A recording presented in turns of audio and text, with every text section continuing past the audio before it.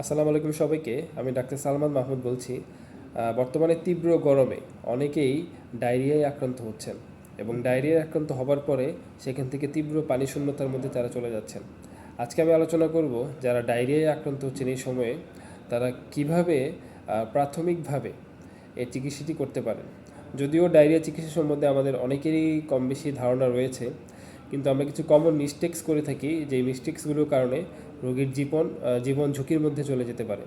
প্রথম কথা হচ্ছে, ডায়রিয়া হলে প্রচুর পরিমাণে পানি পান করতে হবে, এটা আমরা সবাই জানি।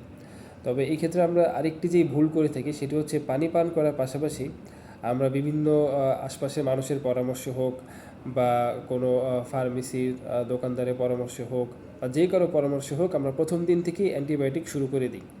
তো মাথায় রাখতে হবে, সব ধরনের ডায়রিয়ায় আসলে অ্যান্টিবায়োটিকের কোনো প্রয়োজন নেই।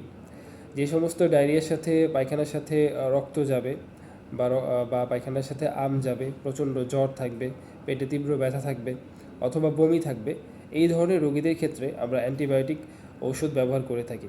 এছাড়া অ্যান্টিবায়োটিক ব্যবহার করার কোনো প্রয়োজন নেই। আরেকটি যেটি ভুল রোগীরা করে থাকেন সেটা হচ্ছে ডায়রিয়া হওয়ার সাথে সাথেই একটি লোপেরোমাইড জাতীয় ওষুধ, যেটি বাজারে বিভিন্ন নামে পাওয়া যায়, সঙ্গত কারণে আমি বাজারে যে নামে পাওয়া যায় সে নামে বলছি না। লোপেরামাইড খুবই কমন একটি ওষুধ, আপনারা সার্চ করলেই দেখতে পাবেন সেটি কী নামে পাওয়া যায়। এই ওষুধটি প্রথম দিন থেকে এই ক্যাপসুলটি শুরু করে দেন, যাতে এতে প্রাথমিকভাবে আসলে ডায়রিয়ার প্রকোপটা কমে আসলেও এটি দীর্ঘমেয়াদে আমাদের পরিপাকতন্ত্রের মধ্যে অবস্ট্রাকশন তৈরি করতে পারে। অর্থাৎ আমাদের গাট মটিলিটিকে কমিয়ে দিয়ে সেটাকে প্যারালাইসিস করে ফেলতে পারে এবং গাট অবস্ট্রাকশন পর্যন্ত হয়ে যেতে পারে। তো এই লোপেরামাইড জাতীয় ওষুধ আসলে ডায়রিয়াতে কার্যকর নয় এবং শুরু করা কোনোভাবেই উচিত নয়।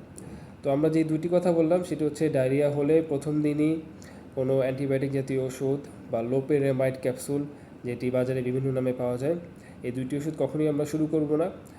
প্রথম দিন থেকে আমরা পর্যাপ্ত পরিমাণে পানি পান করব।